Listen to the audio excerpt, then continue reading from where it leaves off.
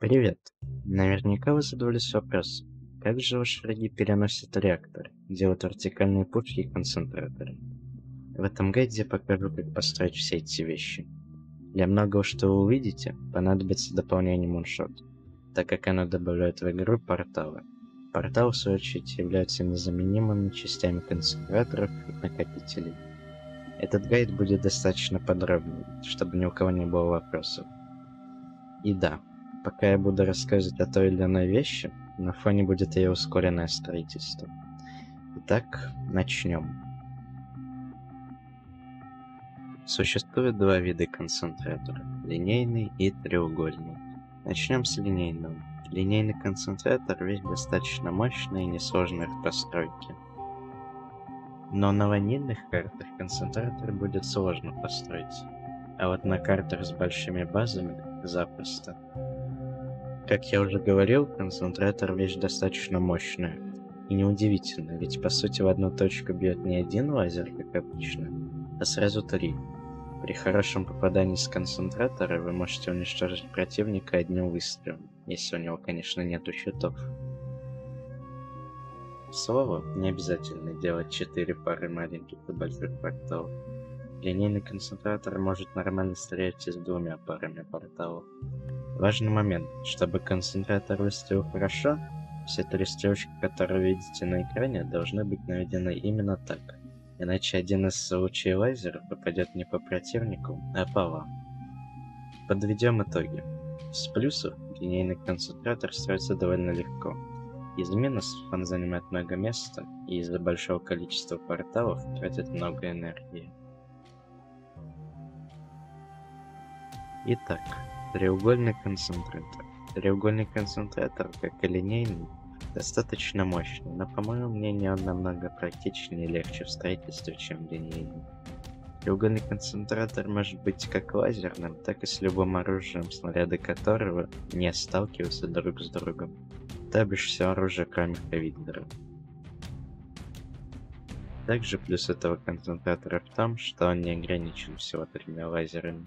Он может быть 2-лазерным, 4-лазерным и даже 32-лазерным и так далее в геометрической прогрессии. Важно, чтобы правый портал левого треугольника соединялся именно с нижним порталом правого треугольника. Если уже вы сделаете все наоборот, то работать ничего не будет. Чтобы вы понимали, как сделать концентратор все больше и больше, я покажу 4-лазерный вариант. Так вы поймете, как соединять 2 2-лазерных концентратора в один 4-лазерный и так далее.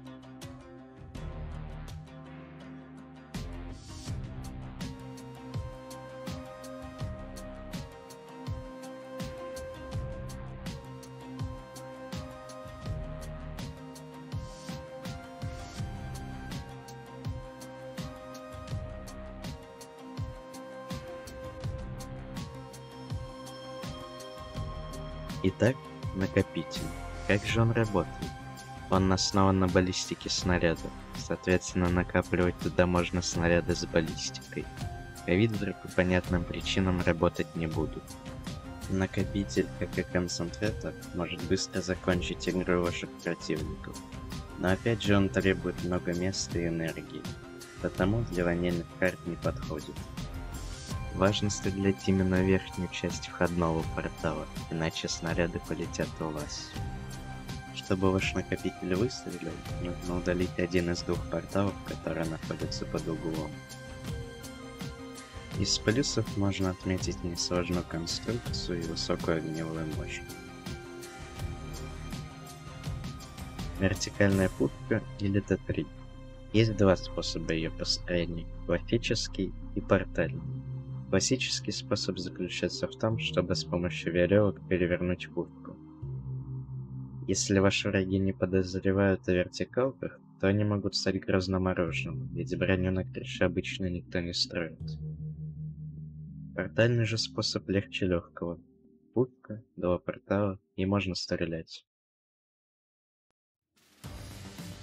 Перемещение ядра — это полезное умение, которое даст вам больше шансов выжить. Но я все же считаю, что это нерационально, ведь пока вы тратите время на перенос реактора, Противники уже обгонят вас как в плане экономики, так и в плане технологий. Важно удалить именно эту деревяшку. Если удалите другую, то погибнете. Переносить реактор можно почти на любой карте. На картах, где форт ванильный, это вот такой, если вы не поняли, есть проверенная схема. На подвесных же фортах схем может быть много. Вот одна из них.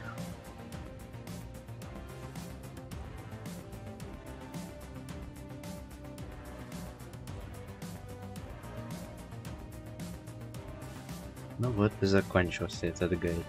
Если вы хотите другие гайды по фортам, пишите об этом в комментариях. И да, если я где-то ошибся или что-то не договорил, также пишите об этом. Ну а на этом все. Удачи вам и до скорого.